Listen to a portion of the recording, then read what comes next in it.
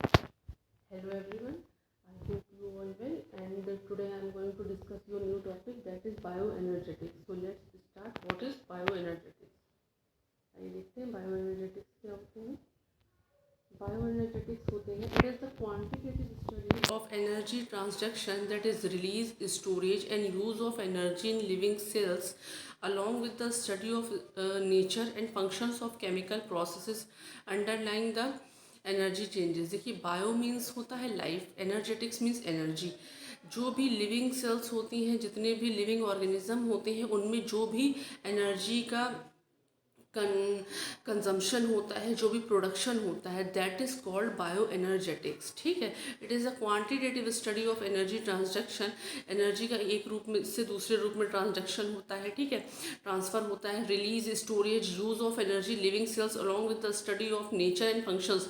जो भी हमारी बॉडी में जो भी फंक्शंस होते हैं, जो भी केमिकल फंक्शंस होते हैं, जो भी फंक्शंस होते हैं, उसके लिए जो एनर्जी रिक्वायर होती है, जो उसका प्रोडक्शन होता है या जो भी कंजम्पशन होता है, that is called bio energetics. Okay. देखिए, bio energetics mainly law of thermodynamics या लॉ ऑफ बायो एनर्जेटिक्स भी कहते हैं. मेनली ये लॉ ऑफ थर्मोडाइनमिक्स के फर्स्ट रूल पर डिपेंड करता है. For any physical or chemical change, the total amount of energy in the universe remain constant. किसी भी केमिकल चेंज के लिए या किसी भी फिजिकल चेंज के लिए जो भी एनर्जी रिक्वायर्ड होती है, वो सर्टेन होती है, वो कांस्टेंट होती है. एनर्जी जो भी होती है, जो भी हमारे यूनिवर्स में जो भी एटमॉस्फेयर में जो भी एनर्जी है, वो कांस्टेंट है. उसको ना ही क्रिएट किया जाता है, ना ही डिस्ट्रॉय किया जा सकता है. क्यों? क्योंकि वो कांस्टेंट है. एनर्जी में change form, it may be transported from one region to another. देखिए, एनर्जी को एक फॉर्म से दूसरे फॉर्म में कन्वर्ट किया जा सकता है, but it can not be created, not destroyed. ये क्रिएट नहीं की जा सकती है और डिस्ट्रॉय नहीं की जा सकती. This is the first law of thermodynamics और बायो एनर्जेटिक्स. देखिए, second, the universe always tend toward increasing disorder in all natural processes. Entropy of the universe increase. जो भी हमारी बॉडी में रेंडमनेस होती है, ठीक है, जो भी कोई सिस्टम होता है, उसमें कोई भी रेंडमनेस जो होता है, दैट इज़ कॉल्ड एंट्रोपी. और एंट्रोपी में जो भी एनर्जी होगी, वो इंक्रीजिंग ऑर्डर में होगी. जो भी नेचुरल प्रोसेस होती हैं, उसके लिए जो एनर्जी रिक्वायर्ड होती है, वो इंक्रीजिंग ऑर्डर में होती है. ठीक है. The total disorder of a system must increase if the process to occur spontaneously, called entropy. Okay. The reacting system may be an organism or a cell or two reacting compound. The reacting system and its surrounding together constitute the universe.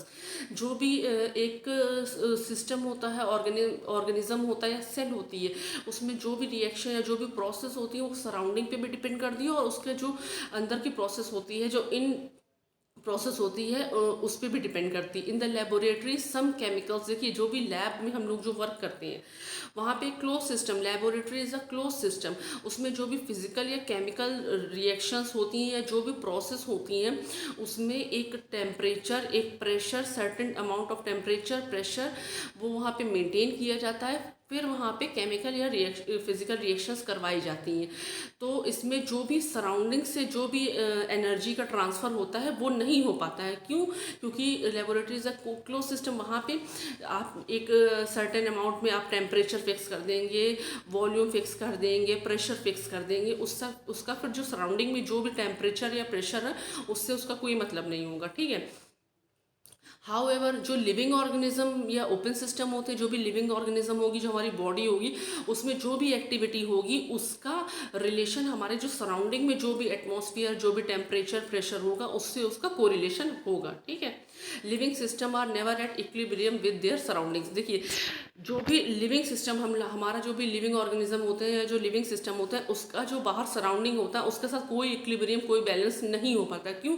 क्योंकि बाहर का atmosphere और हमारे बाहर का जो surrounding में जो टेम्परेचर, प्रेशर होगा, और हमारी बॉडी का जो टेम्परेचर या प्रेशर होगा, उसका इक्विलिब्रियम मेंटेन नहीं हो पाता है. ठीक है. गिब्स फ्री एनर्जी क्या होती है, आइए देखते हैं. G expresses the amount of energy capable of doing work during a reaction at constant temperature and pressure. देखिए, कोई भी वर्क करने के लिए एनर्जी की रिक्वायरमेंट होती है. ठीक है. वो एनर्जी कहलाती है गिब्स फ्री एनर्जी. उसके लिए एक सर्टेन, एक कांस्टेंट टेम्परेचर और प्रेशर भी मेंटेन करना पड़ता है. ठीक है.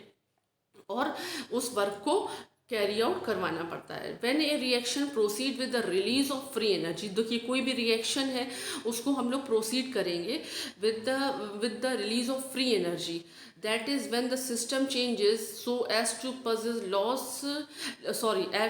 To possess less free energy. देखिए delta G has a negative value.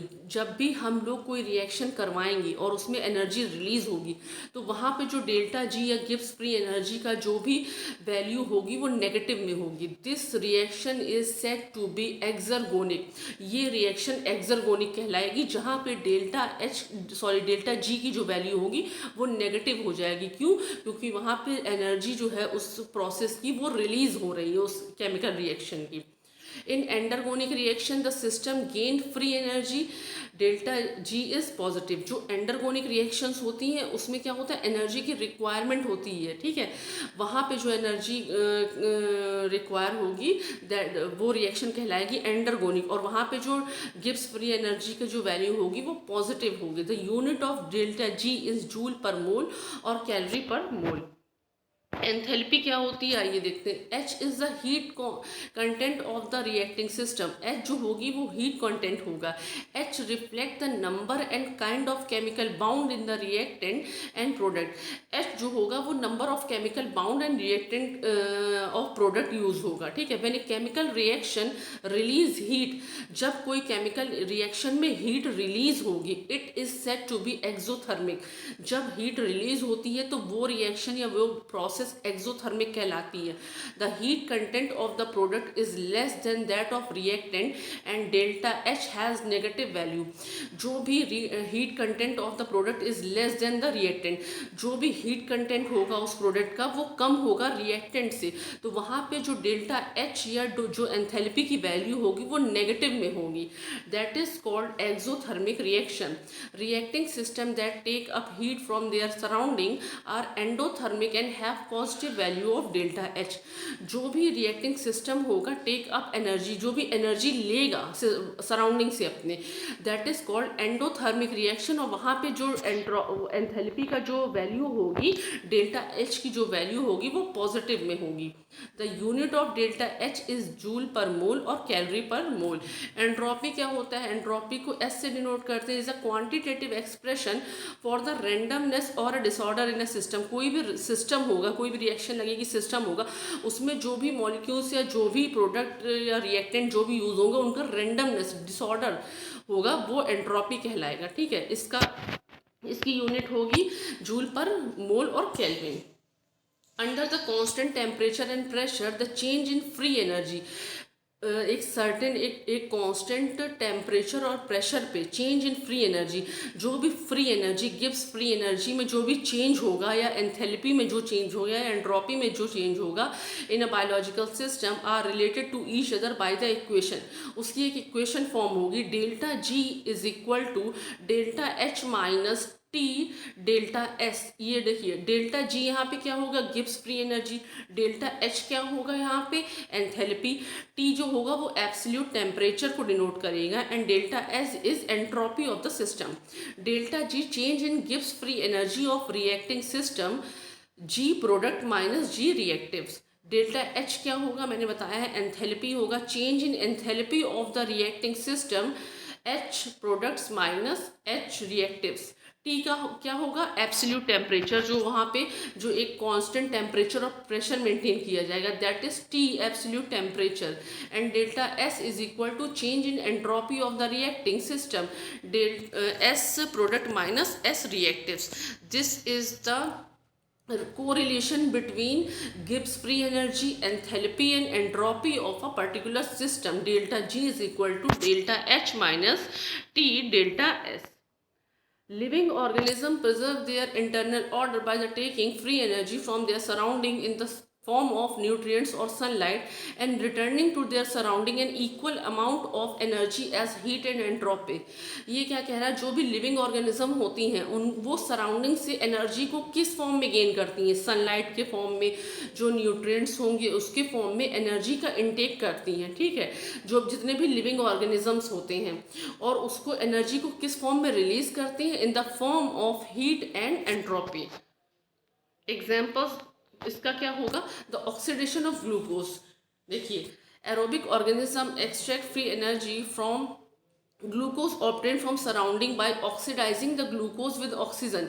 जब ग्लूकोज का ऑक्सीजन के साथ ऑक्सीडेशन होता है, ठीक है, also obtain from surrounding, the end product of this oxidation reaction are CO2 और H2O।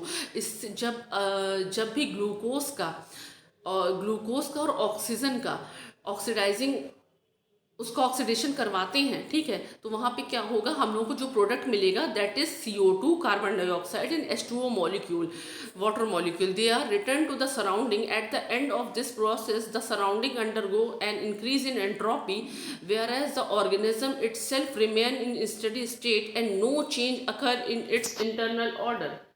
देखिए ये रिएक्शन है, ये ग्लूकोज का मॉलिक्यूल है C6H12O6 + 6O2, ठीक है। इसको जब इसका ऑक्सीडेशन करवाएंगे तो क्या फॉर्म होगा, 6 molecule of CO2 + 6 molecule of H2O। Whenever a chemical reaction results in an increase in the number of molecules, the entropy of the surrounding increases. Whenever a solid substance is converted into liquid or gaseous form, the entropy of the surrounding increase. जब भी कोई solid substance को gaseous या liquid form में convert किया जाता है तो जो surrounding की entropy होगी वो increase हो जाएगी, because this transformation allow the molecule more freedom for movement. because जो भी ये conversion होगा उसमें जो molecules involve होंगे उनको फ्रीडम मिलेगी टू एक्सपेंड और to explore on this system, ठीक है। Cell required source of free energy. Living organism acquire free energy from nutrients molecule. Cell transform this energy this free energy into ATP and other energy rich compounds.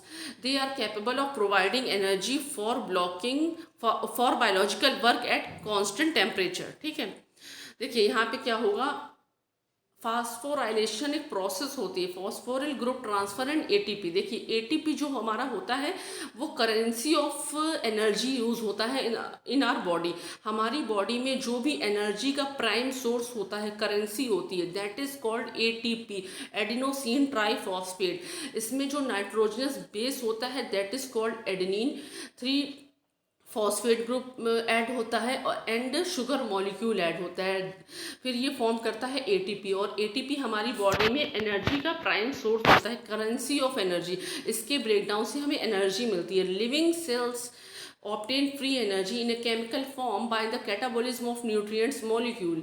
They use that energy to make ATP from ADP and molecule of inorganic phosphate. ATP donates some of its chemical energy to, first one is endergonic process such as the synthesis of metabolic intermediate and macromolecule from smaller precursor. The transport of substance across membrane against concentration gradient. Third one is mechanical motion, muscle contraction. This donation of energy from ATP can occur in 2 form. देखिए इसमें ATP का एक molecule हम लोग लेंगे, उसमें adenine जो होगा वो नाइट्रोजनस बेस होगा, उसमें 3 फॉस्फेट के मॉलिक्यूल्स ऐड होंगे। फिर जब फॉस्फोराइलेशन की प्रोसेस करवाएंगे तो उसमें एक मॉलिक्यूल ऑफ फॉस्फेट रिलीज होगा, ठीक है। उससे हम लोगों को क्या मिलेगा, एडीपी मिलेगा, एडिनोसिन डाइफॉस्फेट। डाइफॉस्फेट क्यों, क्योंकि एक फॉस्फेट रिलीज हो गया ट्राई से तो 2 बचेंगे, डाइफॉस्फेट बचेगा और एक इनऑर्गेनिक मॉलिक्यूल ऑफ फॉस्फेट बचेगा। उसके बाद फर्दर उसका फास्फोराइलेशन करवाएंगे, उसमें से एक मॉलिक्यूल फॉस्फेट का और रिलीज आउट हो जाएगा तो हम लोगों को क्या मिलेगा, एएमपी मिलेगा, एडिनोसिन मोनोफॉस्फेट। एक मॉलिक्यूल बचेगा फॉस्फेट का और उसमें से 2 molecules of phosphate inorganic compound are released. This is called ATP phosphorylation. Okay.